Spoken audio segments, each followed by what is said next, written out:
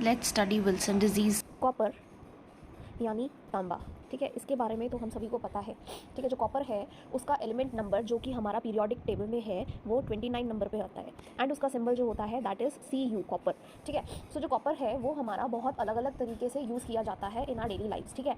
सो उसको हम मेनली जो उसकी इलेक्ट्रिकल कंडक्टिविटी है उसकी वजह से हम उसे यूज़ करते हैं, ठीक है।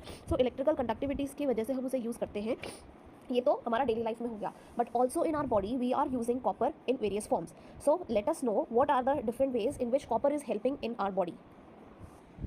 सो जैसा कि हम जानते हैं कॉपर हमारे शरीर में क्या क्या काम कर सकता है। सो सबसे पहला काम ये जो होता है ये टेस्टोस्टेरोन के लेवल को इंक्रीज़ करने में हेल्प करता है, तो बाय इसका सिक्रीशन को ये इंक्रीज़ कर देता है टेस्टोस्टेरोन के।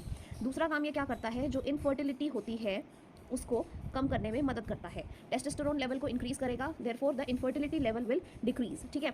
आरबीसी के प्रोडक्शन में काम करता है, ठीक है, आरबीसी बनाने में हेल्प करता है, सिंथेसाइज ऑफ आरबीसी में हेल्प करता है।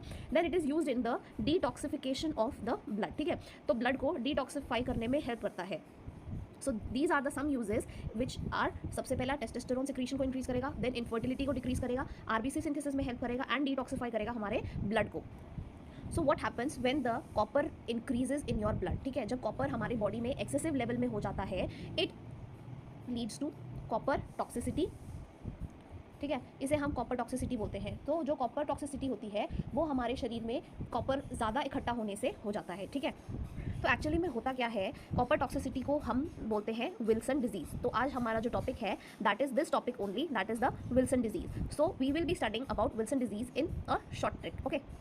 सो हमारे बॉडी में एक प्लाज्मिनोजन होता है दैट इज़ द सेरेब्रोप्लाज्मिनोजेन, ठीक है। सो जो ये सेरेब्रोप्लाज्मिनोजेन होता है इसकी डेफिशिएंसी जब हो जाती है बॉडी में हमारे, ठीक है, तो हमारा जो कॉपर होता है वो हमारा डिपॉजिट हो जाता है कहाँ पे, हमारे ब्रेन में, हमारे लिवर में और हमारे किडनी में, ठीक है। सो जो एक्सेस कॉपर है वो सेरेब्रोप्लाज्मिनोजेन की डेफिशिएंसी की वजह से, जैसे ही सेरेब्रोप्लाज्मिनोजेन डेफिशिएंट होता है हमारे बॉडी में, उसकी वजह से जो कॉपर होता है जिसे हमारे बॉडी से एक्सक्रीड आउट हो जाना चाहिए था, that starts depositing in your brain, in your liver and in your kidney, ठीक है। इसकी वजह से क्या होता है, हमारे इन तीनों चीज़ों में मैल फंक्शनिंग स्टार्ट हो जाती है। So you can start seeing jaundice, आप जॉन्डिस देख सकते हैं, ठीक है, किडनी फेलियर देख सकते हैं, ठीक है, एंड लिवर फेलियर भी देख सकते हैं, ठीक है, kidney and liver failure you can see in this thing. So coming to the factor, ये हमारा जो सेरेमिनोप्लाज्मिनोजन है ये हमारी बॉडी में कम होता किस तरीके से है।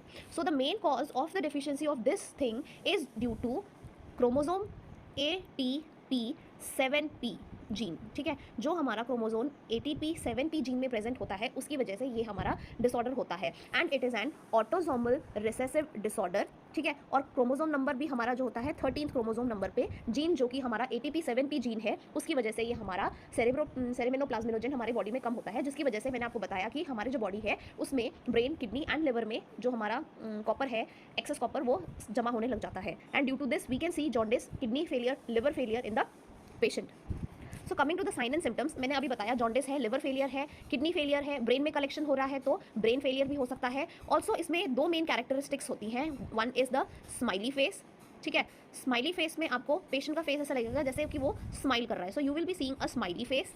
Second is you will be seeing a sunflower cataract, ठीक है, जो सनफ्लावर की तरह जो उसका आइरिस के अराउंड होगा copper will be deposited and it will give you an appearance of like sunflower, तो sunflower cataract will be seen in this, okay. So two main things which are seen in this are smiley face and the sunflower cataract. So if we come to the treatment of this, ठीक है, सो इसके treatment के लिए क्या देना चाहिए। So there are 2 drugs mainly which are use for the copper toxicity, और जिसको हम उसका एंटीडोट भी बोल सकते हैं। So the antidote number 1 which we are going to study is the penicillamine, ठीक है। सो जो हमारे डॉक्टर्स होते हैं they will be prescribing the patient penicillamine, ठीक है, which is the antidote for this, ठीक है, antidote for copper toxicity. So this is the first thing which the doctor will be giving. So penicillamine is the antidote for copper toxicity. And the second drug of choice is the dimercaprol, which is the second drug of choice. So पहली हमारी penicillamine है और दूसरी हमारी dimercaprol है, which can be given in the copper toxicity. So I hope this topic is clear to you all. Thank you.